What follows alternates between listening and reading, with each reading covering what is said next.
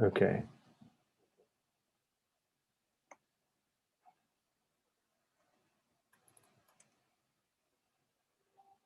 All right. So welcome to the Coltrane Sutras. We're up and running, and first we'd just like to just make a statement about John Coltrane on his birthday. So John Coltrane was a innovator, a visionary, a revolutionary, and one of the most influential musicians of the 20th century. He endlessly redefined musical horizons in search of a universal music to unite humanity and transform the world into a place of heaven. As a leading influence of the countercultural jazz revolution of the 1960s, Coltrane influenced a paradigm shift marked by deep existential inquiry. His search led him to find wisdom in Eastern religious and spiritual cultures, leading him to integrate non-Western ways of musical knowing into his own unique voice that could be described as spiritual expressionism. Coltrane devoted the last years of his life in search of a multicultural theory of musical transcendence and believed not only in a universal musical structure that transcended ethnic distinctions, but also in being able to harness the mystical powers of music itself.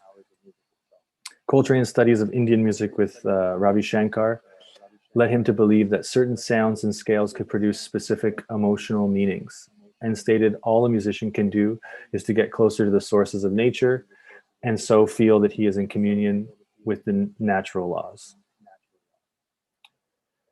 And where that leads us to today is presenting the Coltrane Sutras, which is a project that we just came up with to celebrate John Coltrane's birthday this year. Since I was a teenager and first got into to jazz, following in my brother's footsteps, I've been at the Rex for the annual Coltrane tribute that is done every year by the one and only Pat LaBarbera and Kirk McDonald. And just take this minute right now to welcome Pat to this call and this presentation. And we'll also welcome Roberto Occhipinti, who's also here with us. No, thank you. Thanks for having me. I'm just going to say quickly that this will be the first time in about 30 years that Kirk and I have not done the Coltrane tribute at the Rex. We normally do it around Coltrane's birthday, so this weekend would have been pretty nice if we would have done it. So this is a great substitute to that.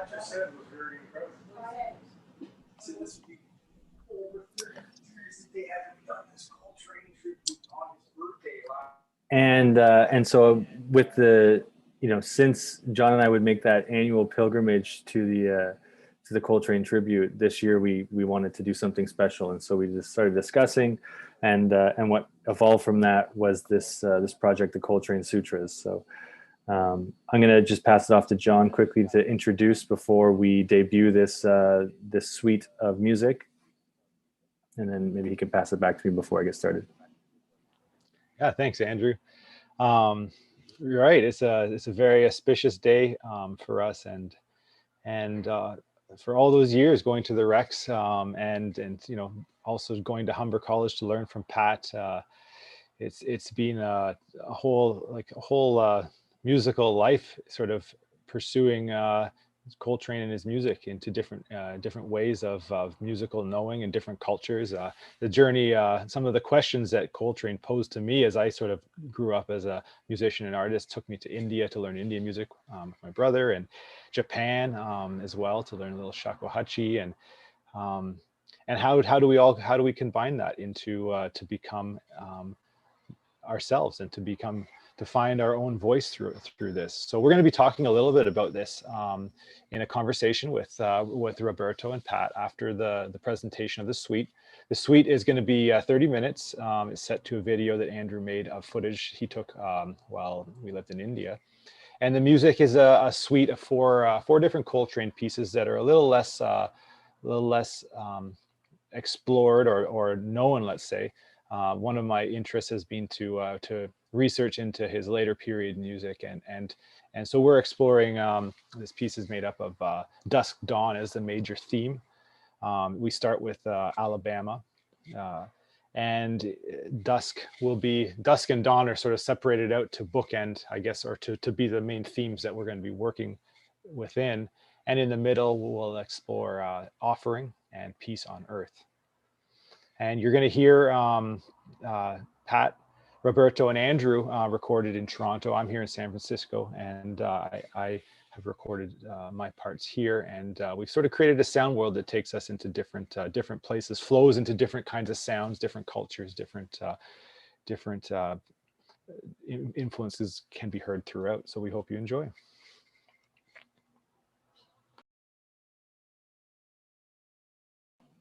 So without further ado, please enjoy the Coltrane Sutras.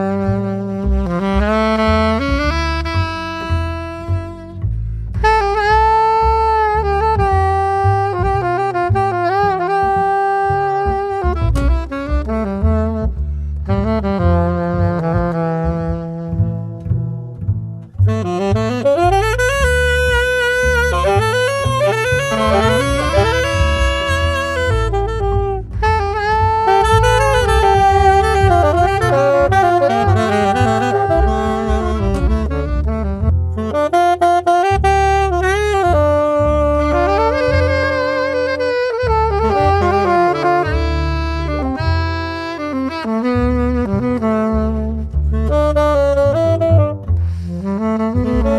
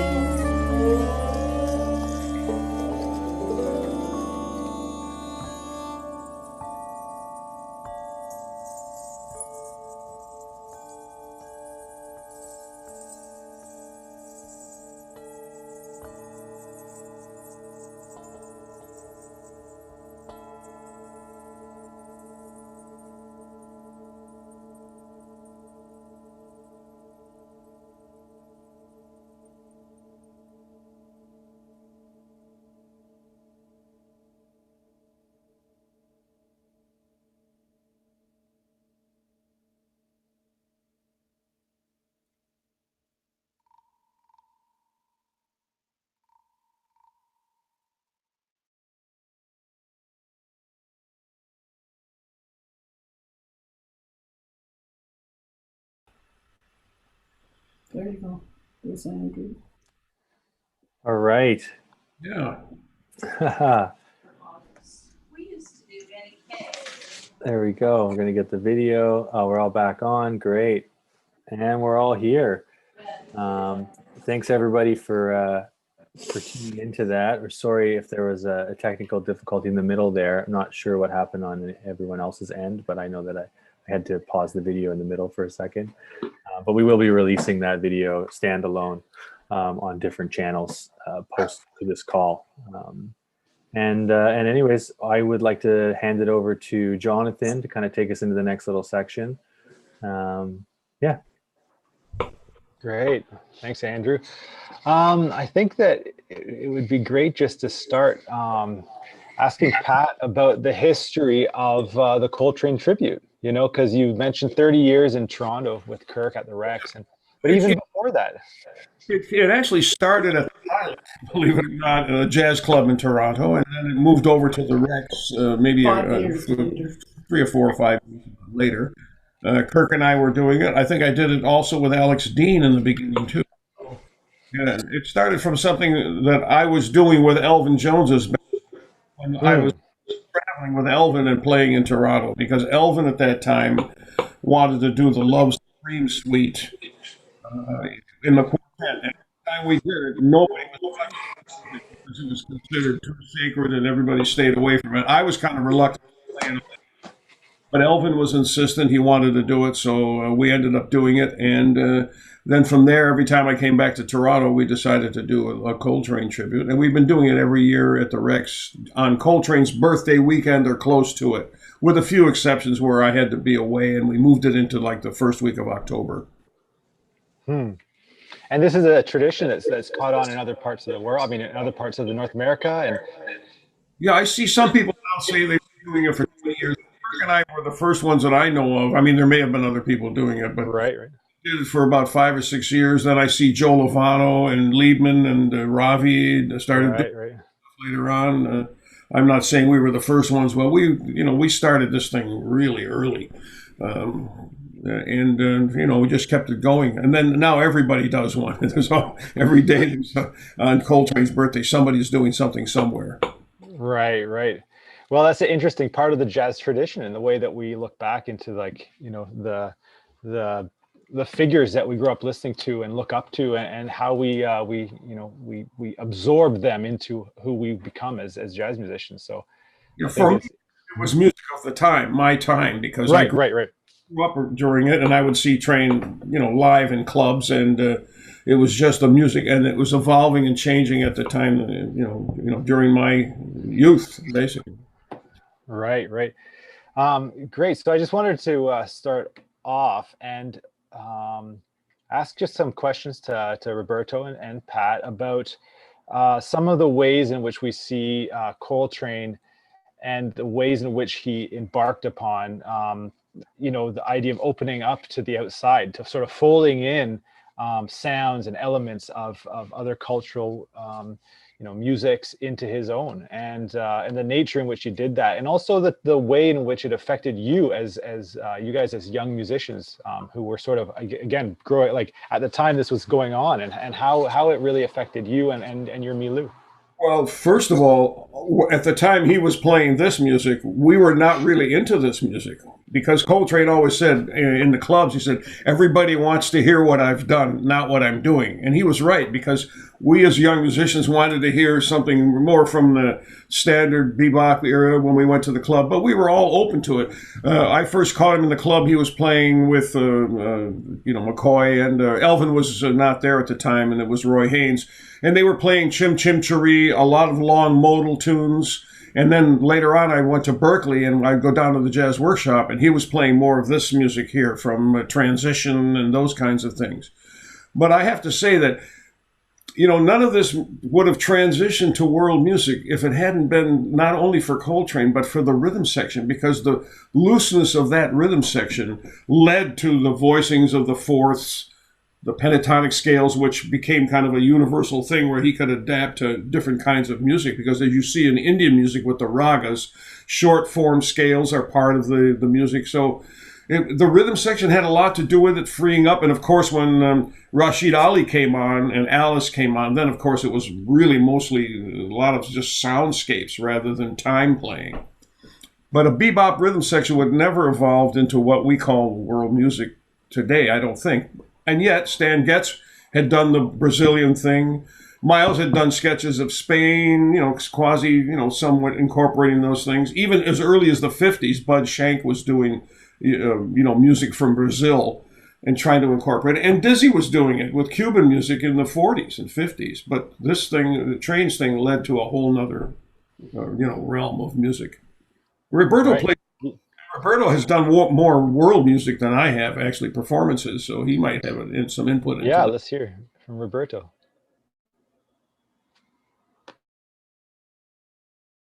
On mute.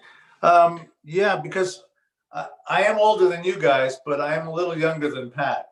So in my generation, Bitches Brew and all those things that was normal things. I remember in junior high school hearing In a Silent Way. And at that point there, people have already, when that record came out, Feed the Kilimanjaro, the music had already opened up at that point. But as to Pat's point about the Brazilian, the Cuban, and all that stuff there, it's interesting. I heard this thing that Jeff Tame Watts was talking about. He was talking about the idea of streams of jazz into world music. One goes into the rhythmic part of the African diaspora, Brazil, Cuba, and all that kind, and African music, African American music, with the rhythms, that kind of polyrhythmic kind of thing, with the information there. But there's this whole other thing where it becomes melodic rhythmic information from the East. The idea of Middle Eastern music with the taksims or ragas, the talas, with all incorporating that thing. It's like these two streams. But the beauty of jazz is, as I was saying before, it's such an open system that it can easily incorporate both sides of that. And that's, I think, what you're hearing with John Coltrane, because he was doing the one side, and that had a certain course. And then he went to this other side with the melodic, open, rhythmic stuff there, but was still with the idea that your mastery and your control is all part of the same thing. So I have played a lot of music with other musicians from other cultures, and I consider jazz the original world music because of just the origins of the music itself. I also consider jazz sort of like open source code, that in that it's not a fixed system. It's an open system that you can graft things onto it. Think about this. You could have Ornette Coleman, Louis Armstrong, Stan Getz, Duke Ellington play a tune together, right? I mean, just Totally, in, totally. in a generation like that, and it would sound as hip as if it was recorded in the 30s as if it was recorded today. So that's the beauty of jazz with world music. I've always found that the jazz musician is the one that's more capable of adapting to the other culture than the other culture is to adapting to. And I think the big thing is the harmonic structure, the idea of you can do something with harmony that other cultures do not deal with. So that's been my experience with playing with other musicians from other cultures. A jazz musician's perfect guy to fake it. Yeah, beautiful. Thanks. Yeah, great thoughts across the board. I mean, that's I think for me, one of the big reasons that I felt that there was a bridge into other parts of the world, like let's say in India. And it's funny because that bridge of jazz being open and sort of being improvisational, Indian music as well, being based on some kind of improvisation. But the more I got into Indian music, the more I realized that those structures were a lot more complicated than I thought, you know. And so the more you get into below the surface of these kind of the other kinds of music, the more it gets a little bit complicated. Like, well, wait, there's a lot of differences in the motive of the music, the reason. Why are you doing this? Are you truly improvising? Or are you just sort of expanding on something you've learned already in the moment? You know, but it's quite fixed, you know.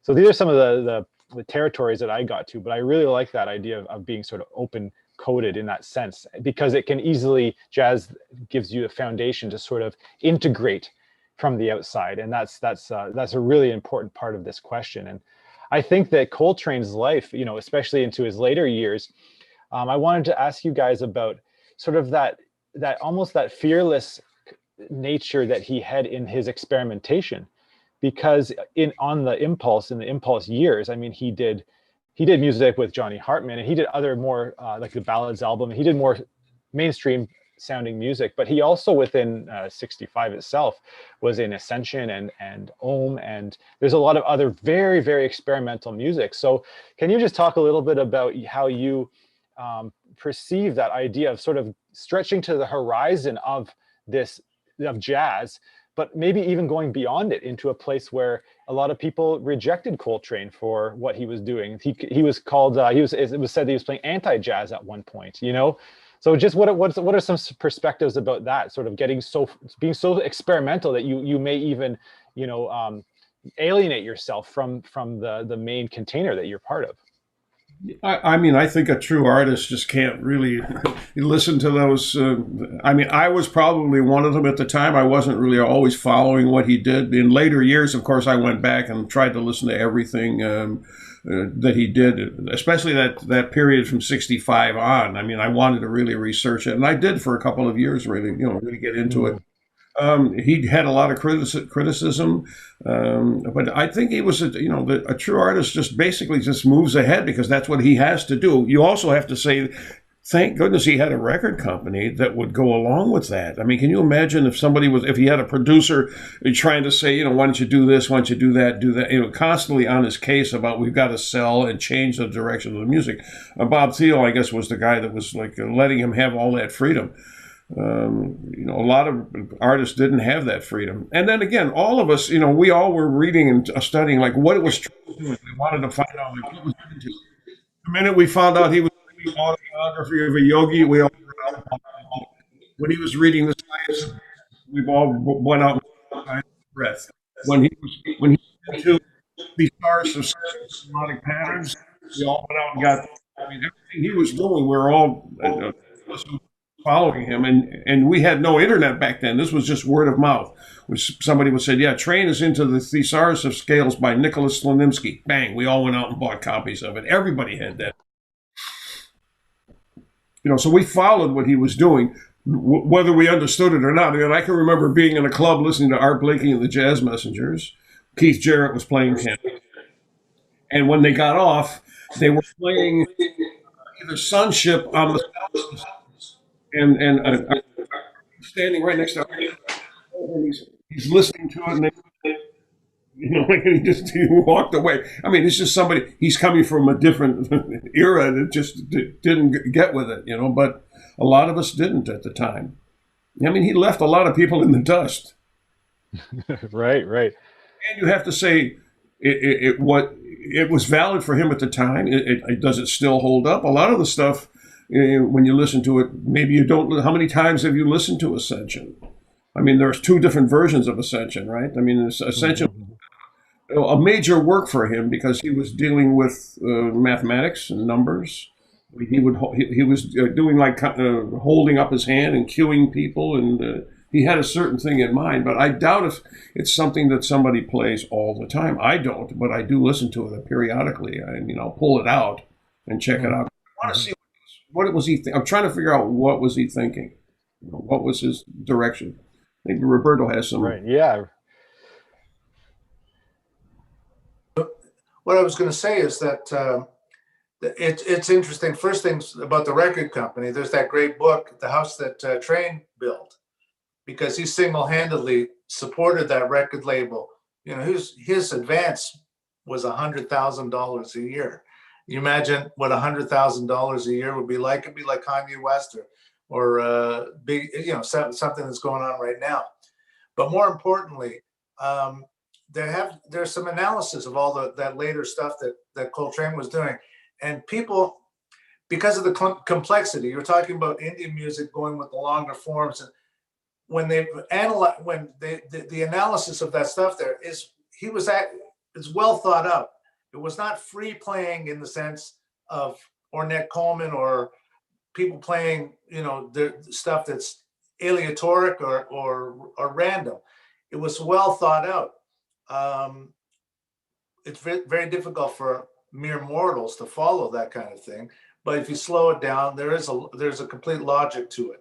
It's and again, we can't divorce the music from the times because of all the not only the world music, Indian music, but all these European composers were exploring the same thing. It was Stockhausen, but this is pre-minimalism with the hyperchromatic hyper-serialism, and the balance is between having this superstructure stuff and random. So when you get to a point where it's so complex and you worked it out with so much complexity that random and super complexity almost sound the same, and it's very difficult to discern the difference sometimes. And I think that was the challenge with late Coltrane, is discerning the difference between free playing and what he was doing. And that I think, I mean, it influenced all the free players after that. But I don't think a lot of the free players could go play a chorus of blues, but John Coltrane could. Absolutely. Yeah, that's a great point. For me, it was interesting because one of the first Coltrane records I got was live in Seattle, and I was into Dexter Gordon and Sonny Rollins, and somebody said Coltrane. I mean, it was my uncle, obviously, was saying, yeah, you got to get into Coltrane. But I happened to have a friend, and he gave me live in Seattle. So that got me off on the wrong start in terms of I couldn't understand that music or process it. It didn't sound like music to me at the time. It took me a while before I even got to the point of understanding a little bit about A Love Supreme. But I think that the one thing that stood out as I did my sort of in-depth survey of his later period is that there are certain albums that I think that were very experimental. Like Ascension was an experiment in collectivity, right? It was just energy in large numbers of people. And then there's other parts of his later period which come out as much more concise and much more. His last studio work, Rashid Ali, Interstellar Space. I think it perfectly describes what you're talking about, Roberto. Is that you can hear the crystallization of these very, very deeply seated structures that he spent his whole life working towards through the language of jazz. And you can't really see it as anything but a whole progression, and I think that has to be mentioned too. That some of his late period work, I read somewhere that Ohm, he didn't want that released because I think that he there was something about it that was just he wasn't happy with it. Is that true? Do you remember that, Pat? Like there's somewhere quoted where he said that he just didn't want that released because it was an experiment, right? I remember that happening with Ascension, right? He Oh, and had. Ascension. I remember Ascension where he had heard one version of it, had been listening to it, and then they put something else out, and they had to recall it, and that's why the original pressing is so valuable. Now it's out on a CD, both. Interesting. But he pulled it back. Some people got the original pressing, and then they recalled everything, and some people were lucky enough to have the original pressing. And it wasn't for years until the CDs started releasing all the tracks. But there's a statement here I'm reading about that Alice Coltrane said, and it's really interesting. She said a higher principle is involved here. He said some of his latest works aren't musical composition. She said, I mean, they weren't based entirely on music. A lot of it has to do with mathematics, some on rhythmic structure and the power of repetition, and some of elementals. He always felt that sound was the first manifestation in creation before music. And that's kind of interesting. Like, because she was playing that music that we were kind of looking at the time, expression and, some of the later stuff. Yeah. Thank you for reading that. That's very that takes us sort of into the next section I wanted to speak about. And I used the term in the intro that Andrew read. I wrote, I mean, I've come to call it spiritual expressionism because, like you said, he's looking at the fact that sound in itself, even before it hits any kind of a interface that we might call music, is of creation. And so I wanted to read a couple quotes just to get us going into the kinds of ways that he was looking to express and the kinds of existential ideas that he had about his music and the different levels. So on the social level, here's a quote talking about helping people.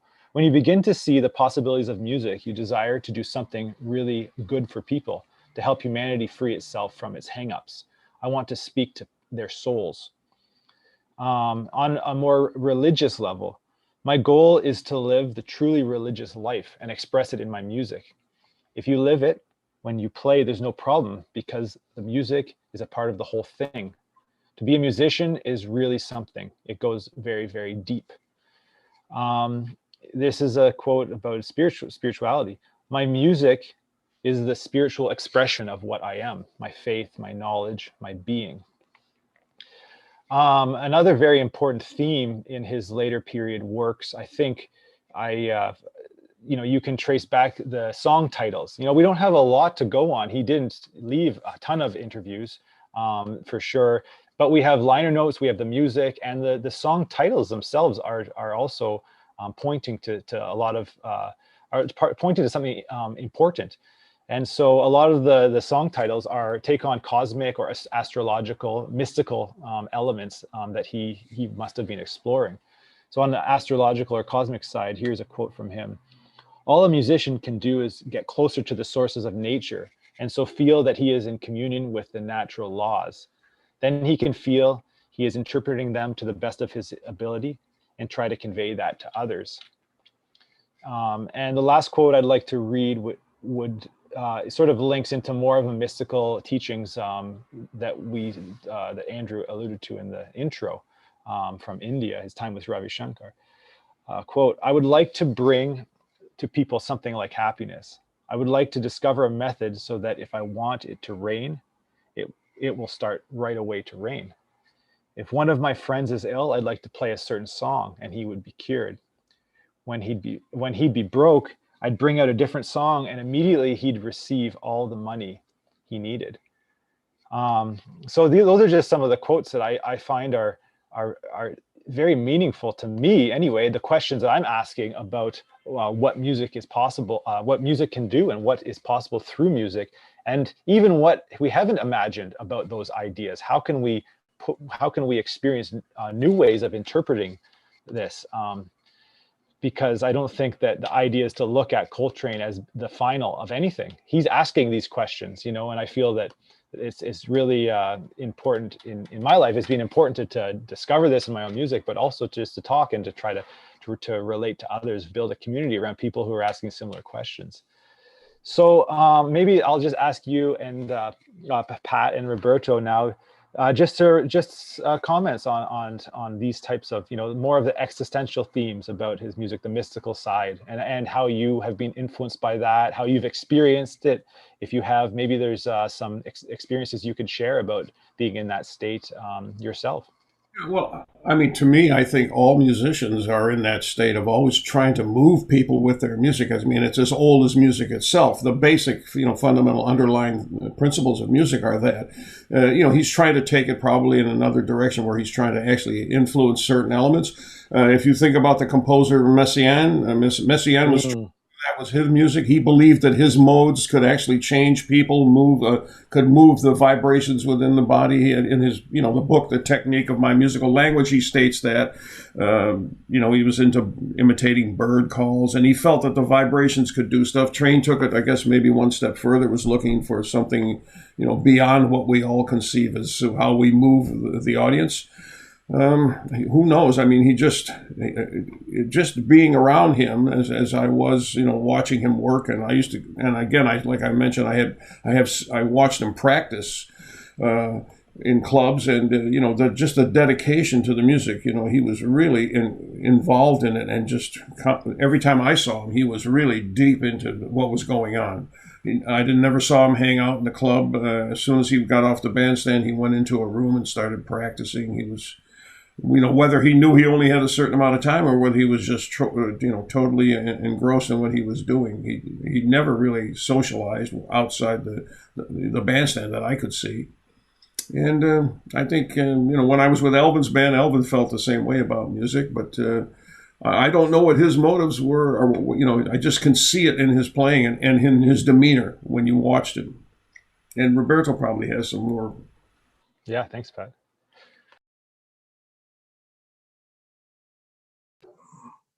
I would go back to the statements of Coltrane's. Pat brought up Messiaen. It's interesting because in Western music, Bach, you know, Bach was the same thing. It's a different religion, but the idea of transcendence. And I think that's this is the thing about musicians that separates musicians and then separates the really good ones from the average ones, is the sense of when you get to that point of transcendence. And we get it every once in a while. And once you get it, it's like a drug. You get that sense of being part of something bigger and not being and not just being the one person. This idea of being beyond. Now, Pat mentioned Elvin Jones. Elvin Jones, I'm sure he never taught spiritually, but every time he played the drums, it was like a religious experience because he was transcending himself. You could see this thing, and he was pulling you along with. Unfortunately, never had the chance to see John Coltrane, but the idea that transcendence could translate into a physical piece of vinyl and supersede the human, that tells you another thing. The idea is that the documentation of this person's journey to transcendence brings you along with it. So what the motivations are, whether you want to cure somebody or whether you want someone to come along with the same trip, it's the same thing. It's the idea of you go beyond what you are as a human. And this is something that musicians are blessed and cursed with, is the idea that you're blessed with the idea that you've seen it, you're cursed with you're always going to try and find it. But the beauty of the thing about musicians, and this is the role model that I take from John Coltrane, is the idea that ordinary people never get that. They have to try and find it some other way, playing golf, you know, taking drugs. I don't know what people do, because I'm not a normal person. I'm a musician. And the idea of everything I do is to try to get to that transcendent space. Now, unlike John Coltrane, I'm a failure. But as they say, you fail and try to fail better and try to always try to get to that spot where you recreate that thing. There's a reason why every culture in the world, and this goes back to our world music thing, every culture in the world has music. There's no culture that does not have music. The Inuit have music. People in Papua New Guinea have music. This whole thing is what makes us human. And this is the part that to tap into. all those conversations also that John Coltrane was talking about are the same ones that people like Herbie Hancock and Wayne Shorter talk about. There's the idea that it's not about being just playing music. It's about having being a better person and being a better person, striving to be a better person, and you can be a better musician with that. It still means you do have to practice, but at least your goal is that. Your goal is this other thing, you know? It's interesting because, you know, we're making a deal out of it as Western music, but you guys have been doing with Indian, where it's a given thing, that the whole point is exactly what we're talking about. That's normal, you know? Right. Yeah, there's structures in place. I mean, that's the cultural structure, that it has that built into the ontology, like the whole fabric of becoming in the music. So maybe just a couple of words about how we can look at that idea of the power that music can offer us as a form of transcending our limitations, and how we can see that and sort of actualize that when we're not playing music too. Because there's a lot of artists like that, you look at the history of the jazz musicians, or any musicians, Indian musicians too, where it's like the music gives such a huge high or a height, but the life when they're not playing music is also, it can be completely self-destructive as well, right? So that it's not being turned into something productive. And I think that's where, you know, when you have that quote from Coltrane talking about living the music, and to me it seems like it's a pretty it's an integral part, you know, to integrate it into every part of life. Well, just like just to jump onto what Roberto was just saying, the idea of like, it's the practice, and you have to keep kind of failing at it, but you live that practice so much. So, you know, Roberto, you were saying like the idea of how if you look in all these like sheets of sound that Coltrane was making, and you were to like analyze it, you can see how well thought out that is, right? And the idea, I kind of picture Coltrane as like a force of nature. So he's trying to become one with nature, but it's the same way as if we were to analyze whale songs or birds, like you were saying with Messiaen or different people. It's like Coltrane did that, and we can go in and analyze and see. It's like because he was really living it. And I'm sure that wasn't always the case for him, in a sense. Like that was his path, his journey. And how is that an inspiration, like for us in a way, to look at that and say, okay, like how is he moving with people, moving energy for different causes, but really living that, and how that maybe took like a turn in his life when he started to discover that. And you said it quite well, Roberto, too, like in Indian music, when we went to India, that literally was like the point. It was like, yes, this is in the music. So it's almost like giving that permission to a Western musician to be like, wait, that's in our music too. Like, why it doesn't have to be limited or not a part of that. Yeah. Here on you, I find some of those elements in all the great players. I mean, Charlie Parker, Lester Young. It's just a different time and a different era, and what they were striving for may have been something else. But all the players that move me, I always felt there was an intent or something behind the notes they were playing. They were just not just, you know, soloing on changes and just to get a solo through. They all had some kind of a Miles. I mean, just look at the intent and the feeling behind what he was doing. They were all leading to where I guess Train kind of in the 60s took another step further. But I think all great musicians, when they move behind what they're saying. I was going to say that it's interesting because his life was cut so short. And you've gone to that extent of exploration, but you look at Archie Shepp, who was there at the last bits, and then what did he end up doing? Playing spirituals, going back. Yeah. And I'm just wondering. I mean, what speculation would be? It'd be like, what would have Charlie Parker, if he'd stayed longer and he's studying with Bela Bartok, what his music would have been. And what John Coltrane's music, I think he was striving to, well, I shouldn't say, I won't project, but my idea would be to strive to distill into the essence of music, to the essence of what's there. And how you get there is research and development. So a lot of those later records of John Coltrane's are research and development that happen to be documented, you know? whether that's where he was talking. He said that people, as Pat said, people want to see what he's done, not what he's doing. Well, what he's doing is going to be what he's done in the future. So, like the idea of research and development, maybe some of the stuff would be discarded, some of the stuff would stay. Who knows? But this is the mind of the search and the probing of it, and that's the mark of a genius. That's the mark of a genius artist, and there's a reason why we're talking about him on his birthday for that reason. Because if you think of like Picasso with all the different periods, the blue period, all that other stuff, but it came from a guy who could actually paint, and even as far as it went. And it's the same thing with Train. It came from a guy who could play standards and play blues, definitely blues, and that I think that is the root of all of this stuff is, and the fruit is all this complicated DNA, but it can all be traced back. Traced back to the blues, yeah, and that because the blues is transcendence. That's transcendence too, right? Same thought, same maybe with a really limited structure. But if one was to analyze it like you would do like Western music, you look at the quarter tones, you look at, if you're right to notate every riff, all of a sudden you've got this incredibly complex music that is normal to someone doing this thing.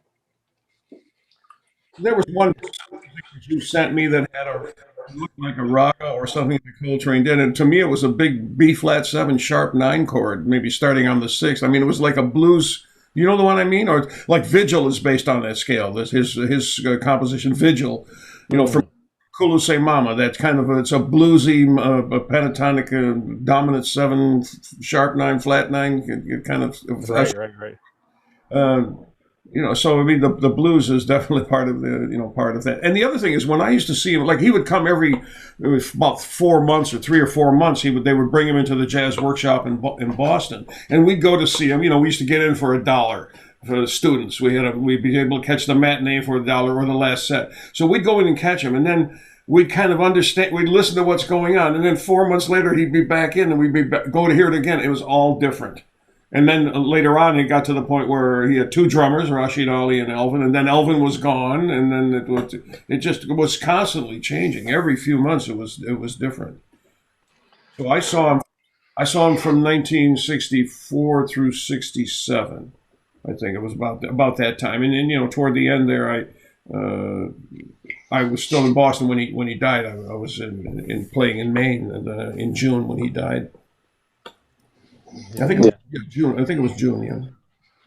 Wow. Yeah. That's beautiful thoughts. I think that I definitely found, and the theme of a lot of my inquiry is this idea of this, a cross-cultural musical transcendence, which was what Andrew was talking about off the top as well. And yeah, in terms of what we're talking about now, it just seemed like Coltrane he came up through these structures, blues and bebop. And they were the core fabric of his being, but he also transcended them, And even like you're saying, Pat, there was sort of other kinds of cycles that were happening in his explorations where he would create something, a structure or some kind of container to be in, but then it would be about how can we get to the horizon, the limit of that, and then transcend it, So I think that's just seems like it's a very strong theme throughout his music. I was playing through one of his solos yesterday on. I had a transcription of it. What is that called? Afro Blue. Brasilia. I was playing. You're right. Brasilia, and if you look at it, and I'm saying, oh look, here's giant steps, but stretched out. And then he moves to this. The same, it's the sequencing of giant steps, but it's not in time. It's exactly stretched out over the whole thing, but it's all sitting there. But the way he plays it, when he goes into that inside-outside thing, and he's playing on a certain mode, I think he's playing on F minor, I think it was in. Anyway, then you see the giant step sequence coming out. You see little fragments of bebop devices, the blues scales and stuff, but it's not thrown in your face. It's just basically there very subtly.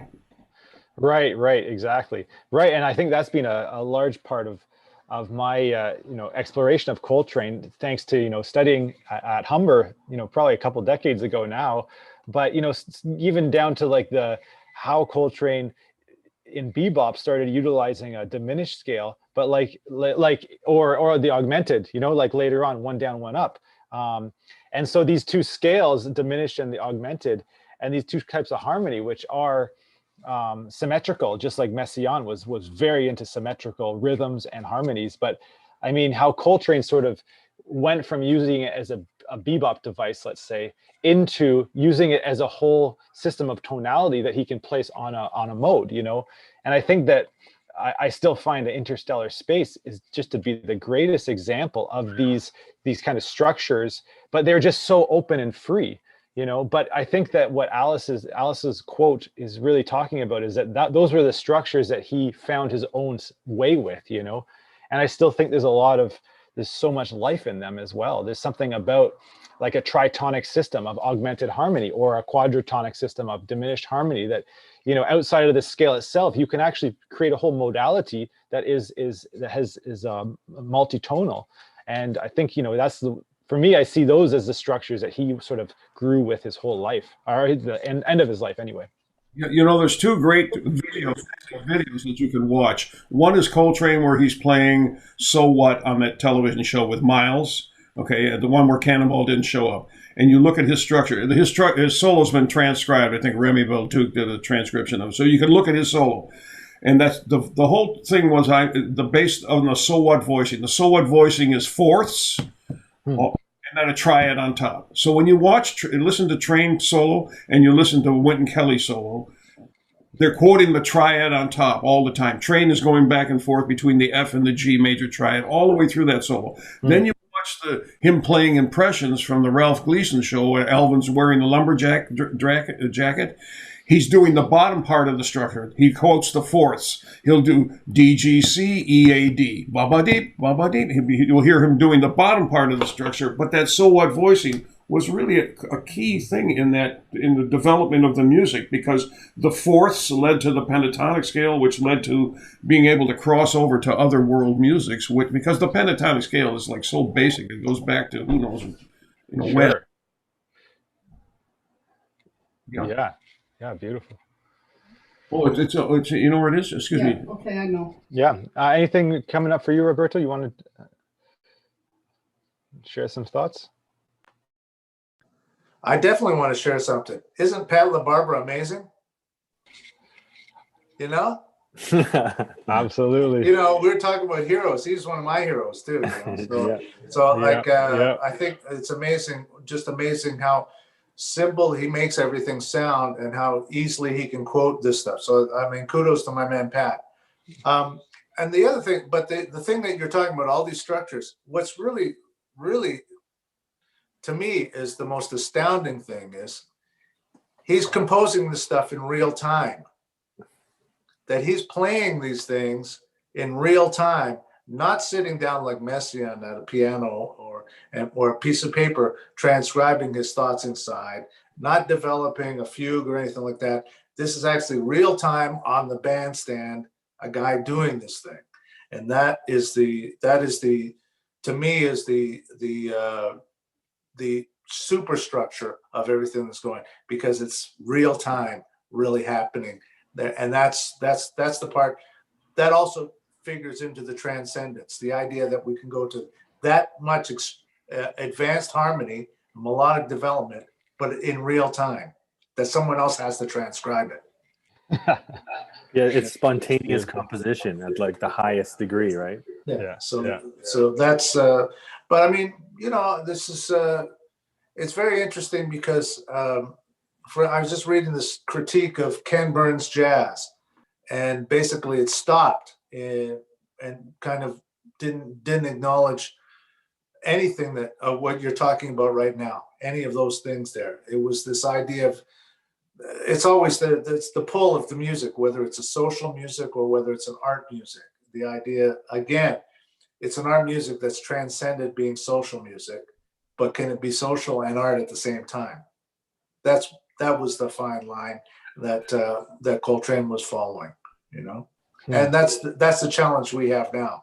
is, are we playing this music in an esoteric fashion for no one to listen to except a bunch of jazz nerds with hipster glasses? Or are we the idea that we're going to, that the music is going to, live on in a way that it becomes part of public consciousness? And that is the major challenge now, because there's no shortage of people with technique. There's no shortage of people with knowledge now. But this idea is are we going to do something that's going to transcend all that stuff and reach to not just the edge of the bandstand, but to the audience, and then outside the club and outside the theater, outside the festival? That is the challenge. And again, the guy who did it was him. He did that thing. You think in terms of that, So it's the idea that you can transcend farther than just a bunch of guys. And he made a lot of money at it, So he was good. Yeah. So that's the challenge. That's the challenge. I'd like to give some credit also to Bill Evans, because I think those voicings, the fourth voicings from what I talked about on So What, and even though Miles probably gets credit for it, I think that a lot of that came from a lot of Bill Evans, the way he voiced the chords that led to those textures that he did on So What, that led Train to kind of do all that experimentation, that kind of shot the music forward to another realm. I mean, it was started, I think it started really around 58, 59, and it was really happening. And then, Train wasn't thinking pentatonics, although he's playing pentatonics on dominant pentatonics all the way through giant steps on Cousin Mary. And, Mr. PC, every time a dominant chord comes up there in Mr. PC, you see him doing a dominant pentatonic. He plays it on his entrance to Freddie Freeloader. He's playing a dominant pentatonic sound. So it's something that was there in music. I mean, Lester Young basically was the guy who introduced, I think, really strongly the pentatonic, although it was way back probably to Armstrong. But Lester Young, the pentatonic scale was part of his playing. So it's always been there, but Train basically expanded it and took it in another direction. And then we all got into it. And then look where it went. It made, if it wasn't for the pentatonic scale, where would pop music be? Because, it's simple and it's easy, to be able to kind of play that thing. But I think it's Ashley Kahn's book who kind of pointed out the Love Supreme and the connection between the rock players and how they got into, how the music changed because of what Train did. Yeah, right on. The last question I sort of wanted to ask, just to sort of wrap up before we go to questions from our the viewers out there. Andrew will be fielding those from Facebook and YouTube. But you guys are getting into it a little bit, but we've come a long way since those times too, and the nature of cross-cultural confluence. The just information traveling, being more accessible, things have changed drastically through the technology and the digital era. And so I just wanted you guys to maybe talk a little bit about that, I guess the legacy of Coltrane today in that sense. And Roberto, you were speaking specifically to this, but yeah, it's still, I think it's a great question just to sort of riff on a little bit more. But how has it changed, and how can it change, in your opinion, as well, based on where we're at? Where can it go? What's the real horizon in the contemporary time that you would like to see, or that you're a part of, or that you'd like to talk about? Roberto. Here's the thing: is the world has changed so much in terms of education. You get people like Pat teaching you and your brother how to play the saxophone and think about music, and then you guys are going on to your thing. In the 60s and the 70s, and when I was a young man, you could play a gig every night. You could have a band play somewhere, and you could experiment, and you could work on stuff. And if people did want to have a band, they would have a chance to have that workshop to develop the thing, and develop the thing within themselves. That's an opportunity that is no longer available. We no longer have, again, because the social, the world has changed. People don't want to go to a club. People don't play a month in a club.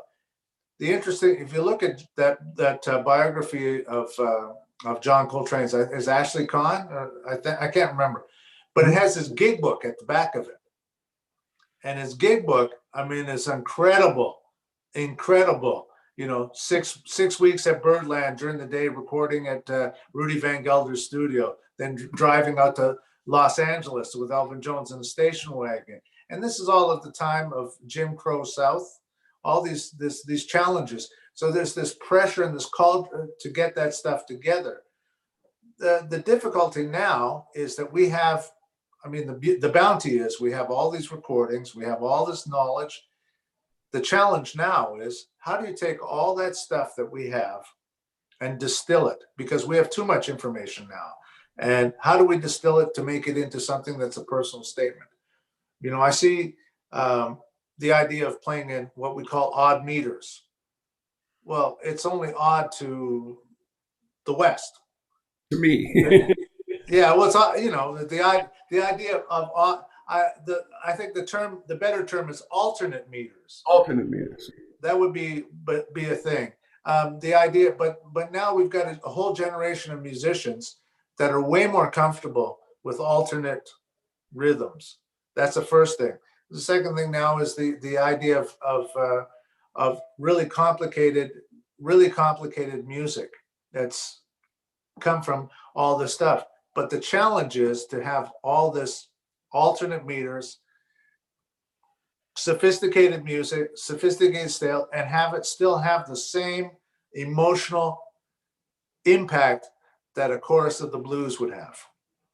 Hard. And it's really difficult. It's really difficult. Now, does it mean you have to go back to playing a chorus of the blues? No, we can't. You can't go back to that. It's a different time, a different world. But the challenge is to try and find that thing. And part of the way that people find that challenge is to go to India or Japan and to look at the world in a different way, to see what you can do that people who've already had those challenges and those solutions. And I'll also go back to the same thing: African music, Cuban music. I play a lot of Cuban music, and I worked with a lot with some of the religious ceremonies there, with the santeros playing the bata drums, which is much, you know, it's transcendent, but in a different way than the harmonic or the melodic way. So these are all things that we have in the 21st century. And again, the difficulty, the challenge is that we have so much to work with. And how do you make something happen with with this abundance of stuff? Yeah, I was just going to say, like, when I was buying records, we'd buy one record, and if we had it for 2 or 3 months, we played it every day and listened to it. Now I've got every Coltrane record, every Charlie Parker record, every record. I got 500 gigs on my phone, and I don't listen to it the way I used to. I've got so much stuff that there's just not enough time to kind of listen to it. So it's, you know, listening is a hard thing to do now in this day and age, to kind of set aside an hour to just sit down and listen to something. Everybody's running around. It's really difficult. Yeah, great point. I mean, Andrew and I recently have started through Monsoon Music, the organization that we're working through right now. But we started contemplative listening sessions where we have, you know, we open the invitation and we feature an artist, and we sit and we sort of enter into the world of that artist and the music that they make, and we contemplate on it. We listen to it, and the point is carving out that space, like exactly like you said. So I guess this is a great, a very practical thing we're talking about, because being a musician, how can we be musicians without listening, without knowing how to listen? So.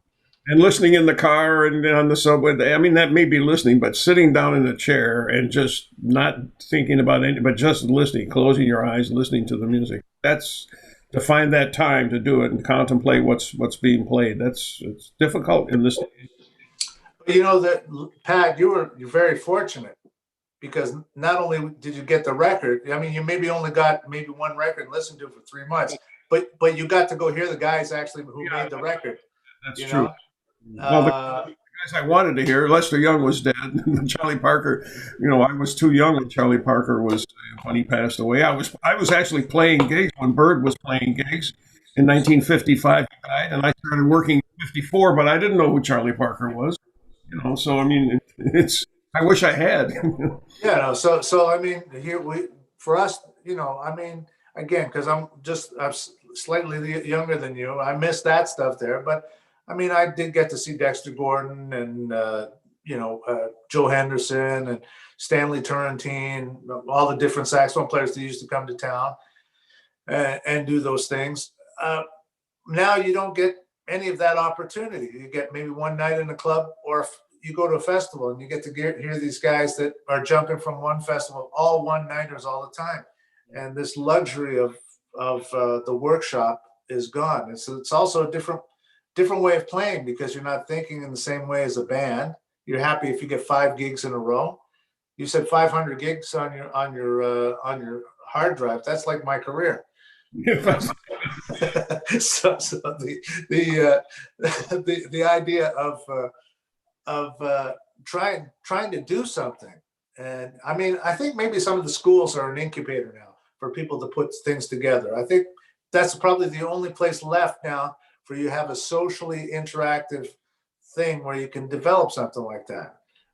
The difficulty for me is that the so much of the structure of schools is sent on a classical music Western kind of thing, and it's not set like it'd be interesting to have gurus of jazz. So you'd have study with one guy 8 hours a day for 4 years, like these guys did in India.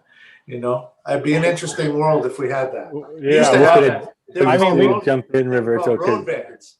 Yeah. Well, it's funny because I think John and I, we had like not only sitting for 12 hours with a guru over, a decade, but we also had epic conversations discussing, Humber or institutionalized jazz and all these things. And it really, I think, as more and more information becomes accessible, that's increasing everybody's ability to have knowledge instantly, but it demands more discipline or more discernment of like how you are going to choose what you want to go into. Whereas before it was like you had to make that effort to find those people, go in and go deep into it. And it's kind of like inversing itself, where now it's like really we have to teach the skills of discipline and following what you're drawn to, because it's overwhelming information that we have now, and we get the information so much faster.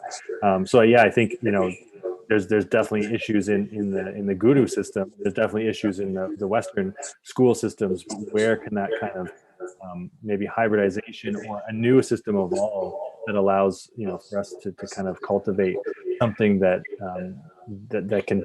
can create what we're talking about in society, not just in musicians, whether they're the torchbearers of people sharing this in society, but also just in society in general.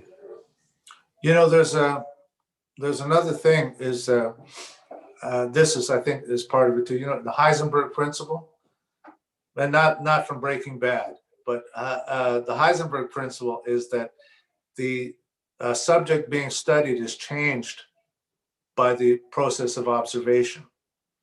So by us, examining the music, examining in a certain way, the music changes in our mind because of the way that we've observed that. So that's also goes back to the idea of naivete, meaning in the true sense, being naive, meaning an innocent, that the way you first heard the music, and to try and get to that vibe of what the music was all about, even though what the guy's doing now, like that again, as Pat was saying about the pentatonics, those things there. How do you maintain that joy of music, that joy of music making, when you have that knowledge? Now, some people, just coast on the knowledge, or say, I don't need the knowledge because I've got the joy.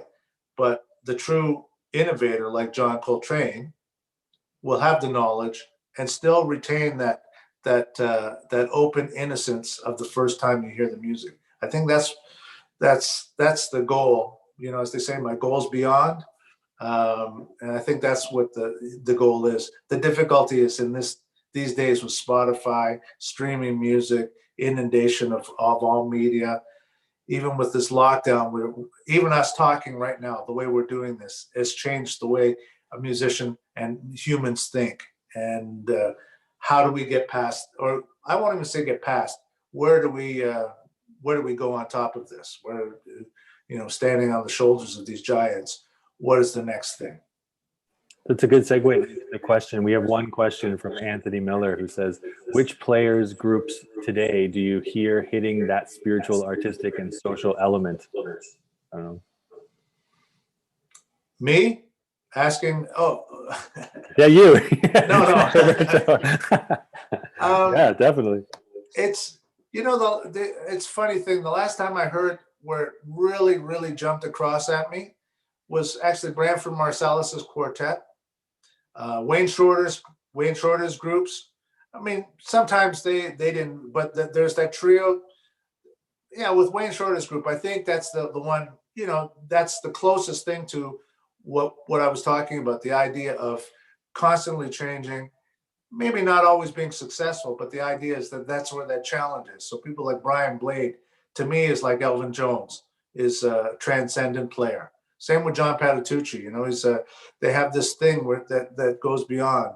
Danilo, I know Pat and I worked with him with the Pan Am Games, and you could definitely tell that's the way he's thinking. And that, I think, is an interesting thing because he's got that global music project going in Berkeley. And I think that's a model that more places should emulate. Yeah, I would say Wayne's band also because of how long they've been together.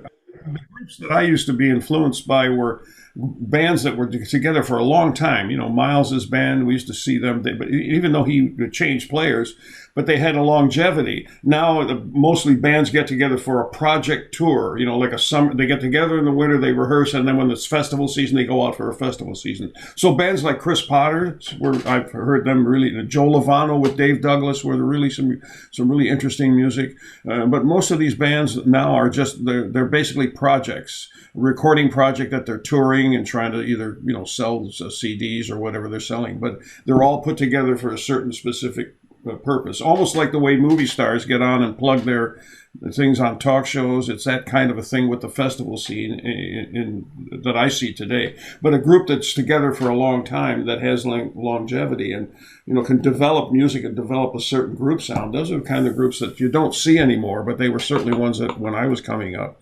And hello, Anthony. He was one of my students, I believe, from years ago. Hey, you guys, were you in school with Anthony? Yeah. Hi, Anthony.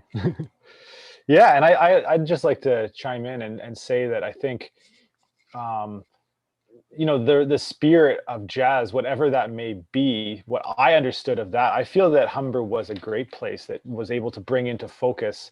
It was an institution, but it had so much life, and then thanks to like too many to name, but Pat, I mean, I think that you were one of the main, when I was coming out of high school, I said to the counselor, I'm going to Humber College. Well, no, you have to choose many schools. You might not get into Humber. If I don't get in, I'll practice and I'll get back to Humber, because I wanted to learn from you. But I felt that you were able to, and a lot of the professors at Humber were able to sort of be in a mentor role, where it's like, it's not a closed system of something, but it's very open, alive, and really asking questions about what is this for.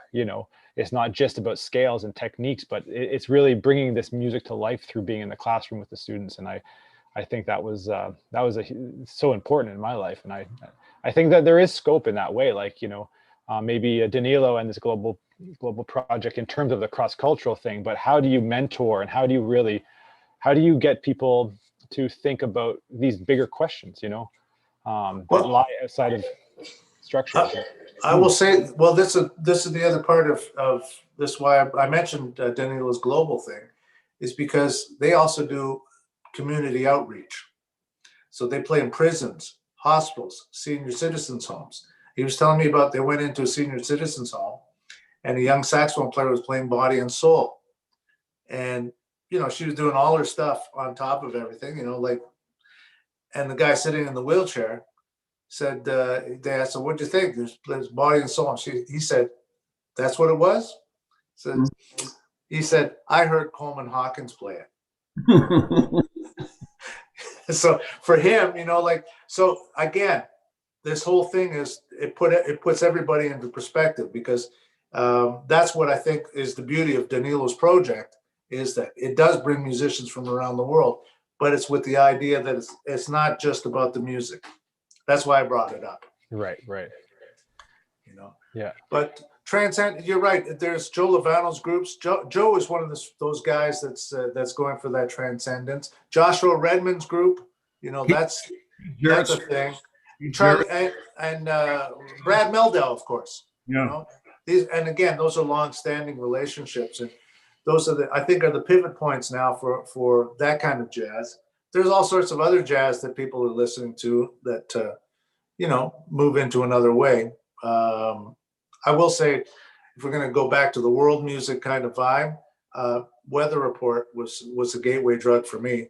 So the idea of right from the first records with Miroslav Vidos and Joe Zawano, again, goes inside. Yeah, but pre-Jocko, I was listening to them. You know, when they were first starting, they would come to the jazz. Miroslav was in school with me at Berkeley. We recorded it. And then he went out and I saw that band started and then how it developed. You know, the band for a long time, and of course their music developed with the band. Yeah, that's what I mean, is that kind of thing. But there's just too many. There's all sorts of bands that are doing stuff now that we have no idea about. Am I off? No, here. And there's so many students that have got bands together. Like I know this young band with Ben Dwyer. He's Phil Dwyer's son. I think it's called Nomads. These guys are doing that thing. They're working really hard. It's just really way more difficult now for anybody to come up with something really special like that, just because the world's changed. But in any case, I'm going to have to leave soon because my iPad is about to die and I don't have anywhere to plug it in. It's all good. I think we've come to that time. I mean, it's been a really great conversation. I can't thank you guys enough, Roberto and Pat. I mean, it's really, it's so nice to sit down and chat, and even more to create that track, the music with you. We're looking forward to doing, filling out an album's worth, and we'll keep everybody up to date about that. But it's really special for Andrew and I to be doing this, and it's sort of like a generational thing as well. Like we're talking about Coltrane, and then also how Pat brought that to life for us. And I also want to thank you for putting the project together and including me in it, because I'm just sitting in the basement practicing. I heard something the other day that said never let a good catastrophe go to waste. So I am practicing for the day when we can get out and actually make some music together. It would be great. Exactly, absolutely. Well, we look forward to that too. Doing that on Coltrane's birthday. One thing I know that John and I, when we were in India, we started to share a lot of John Coltrane's music, and people all over India would be like, yeah, John Coltrane, whatever they knew. Maybe it was just Giant Steps, or maybe whatever, So What or something, but we definitely pushed some of their boundaries of music and whatnot. But here it's like, everyone, Coltrane is is such a god over here that sometimes I think it's just like it's taken for granted as a given. Yeah, Coltrane, you got to study him for that much time, but really, as we've seen, like just by talking about all of these things, and there's so much more to talk about in what he what he has offered this world. It's just something I think that I feel really grateful to be a part of, and thank you guys. And I want to thank Small World Music as well for producing this and supporting us and bringing this into their great presentation of music in this month. And yeah, we will be releasing this music, at least as it is with the video or whatnot, very shortly. And this conversation will also be online as well for people to watch again. And in the last thing I didn't get to in the beginning, but I'll show the shirt, the Coltrane shirt here in San Francisco. And it's one of those things, I guess, that just goes to show you that there's a lot of people that share, the thoughts that we've been developing here, and even into a more religious container like that. And but it's a very powerful place. I've got a couple in the closet that I can't find, but I was trying to find them, but I'll get them at another time. So I guess we have to. I guess I'm going to leave. I think I'm going to have dinner. And thanks again for inviting me on this project. I really enjoyed it. Glad. Thank you Pat. guys. Yeah. And thanks for Pat for dragging me in. Okay. Yeah. Okay. Just when I thought I was out. It was like hook, line, and sinker. Well, you got the two K's and the two Sicilians. There we go. All right. Ciao, guys. Rock on, dudes. Bye. Thanks. Cheers. Cheers. Leave.